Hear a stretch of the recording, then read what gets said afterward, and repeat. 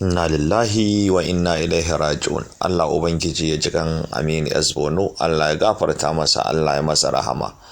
Wannan ita ce kalmarsa da ya yi ta saura minti 30 Allah ya karɓi ransa, ya ɗauka ya ɗora a yanar gizo-gizo kamar yadda za ku ji.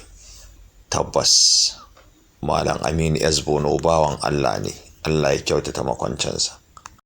Ita rayuwar duniyar nan ba ɗorarriya ba ce ba, kuma ko ba daɗe ko ba jima, in mace ce ke zaki aure, in babu aure akwai mutuwa, in ba mutuwa akwai tsufa. Babu wanda zai so ya gan shi kammalallen tsoho mai mutunci da jikoki, ya ga an ɗauko wani abinsa da yana yarinta wanda ya mara kyau ana nunawa.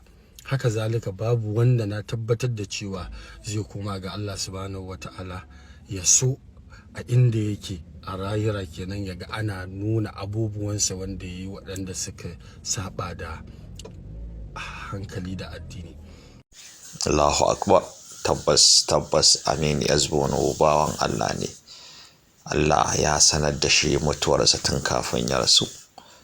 Wannan maganganu da ya yi su ne saura minti 30 kafin ya mutu. Allah ya jaddada rahama a cikin kabarinsa, ya ji kansa, ya gafarta masa, ya ba wa kuma iyalinsa haƙurin rashi, da dukkaninmu gabaki ɗaya, da dukkanin musulmi baki ɗaya. Allah Ubangiji ka kai rahama a cikin kabarinsa. Wannan ba naka, Allah Ubangiji ka karɓi bakuncinsa, Allah Ubangiji ka sada shi da ruwan alkausara, Allah Ubangiji ka yafe masa dukkan kurakuransa, Allah Ubangiji ka samu a cikin tafarki na